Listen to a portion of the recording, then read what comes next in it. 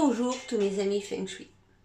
Aujourd'hui, petite vidéo pour vous parler du Feng Shui et de son contexte dans la culture asiatique.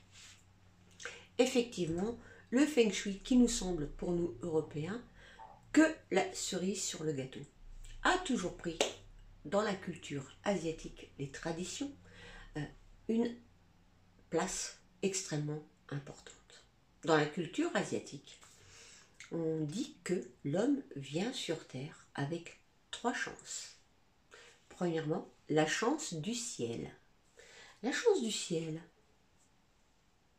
va provoquer votre chance sur quel endroit de la planète vous allez naître.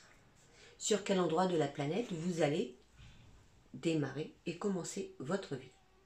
Est-ce que vous avez la chance de naître dans un pays riche, un pays pauvre, riche au niveau de l'agriculture, de la nourriture, ou un pays avec beaucoup d'obstacles, avec très peu d'eau, très peu de terres arables, par exemple.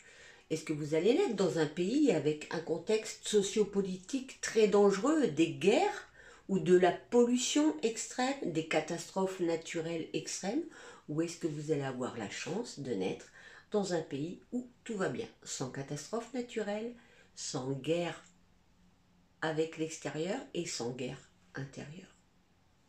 Est-ce que vous allez pouvoir prospérer dans de bonnes conditions, dans un pays où toutes les conditions sont requises pour que vous allez pouvoir vous développer, tout simplement? Ceci, c'est la chance du ciel. La deuxième chance, c'est la chance de la terre, et je vais y revenir juste après. La troisième chance, c'est la chance de l'homme, avec mes petits logos, mes petits symboles. Voilà, la chance de l'homme, c'est tout simplement ce qui dépend de vous, en tant qu'humain. Donc, la chance de l'homme, je remodifie le terme, maintenant, on va dire la chance de l'être humain. Hein?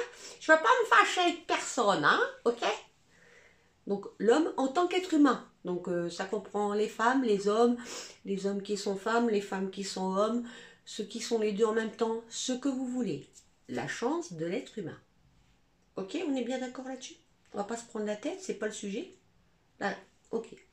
Donc, qu'est-ce que tu vas faire en tant qu'être humain? Est-ce que tu vas mettre toutes les chances de ton côté?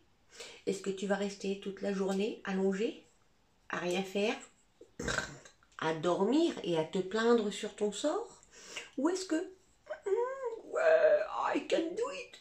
Est-ce que tu vas faire des efforts pour mettre en route des choses qui vont favoriser la réussite de ta vie?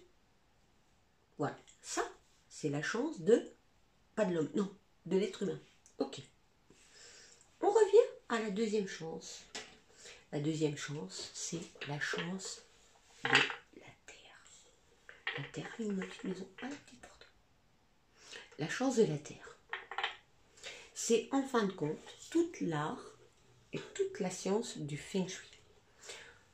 C'est pour vous dire quand même l'importance qu'a le Feng Shui dans la culture asiatique en matière de considération des normes de base pour mettre en route sa vie.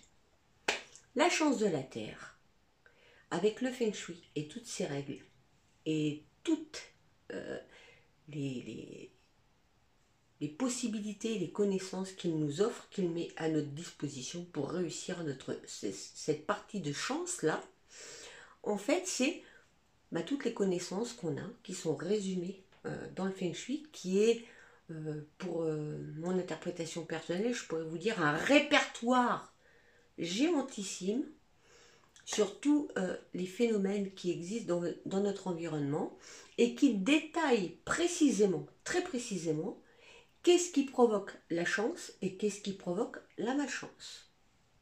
La chance de la terre, qu'est-ce qui fait qu'un territoire, on va dire pour les siècles passés, pour les agriculteurs, qu'est-ce qui fait qu'un territoire va produire effectivement de quoi subvenir aux besoins d'une tribu?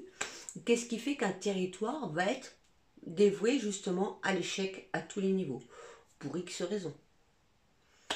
Et du coup, dans nos méthodes contemporaines et nos façons de vivre contemporaines, et bien du coup, cela se résume à nos bâtiments, à nos villes et à la forme de nos bâtiments. et surtout, maintenant, à nos bâtiments individuels.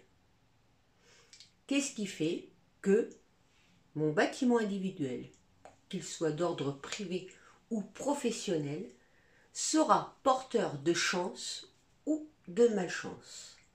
Ça, c'est l'art du Feng Shui. Et c'est, dans sa totalité, un tiers des 3 chances du domaine des 3 chances dans la culture asiatique. Je ne sais pas si je me suis bien exprimée sur le sujet. Peut-être que je referai cette vidéo. Voilà, c'était pour vous dire que le Feng Shui, c'était pas la cerise sur le gâteau. Dans la tradition asiatique, c'est quelque chose qui est vraiment très important pour démarrer, asseoir et mettre toutes les chances de son côté pour réussir sa vie, dans n'importe quel domaine que ce soit. Voilà, j'espère que j'ai été claire. Sinon, je la recommencerai, c'est pas grave. Bisous à tous, à bientôt, ciao.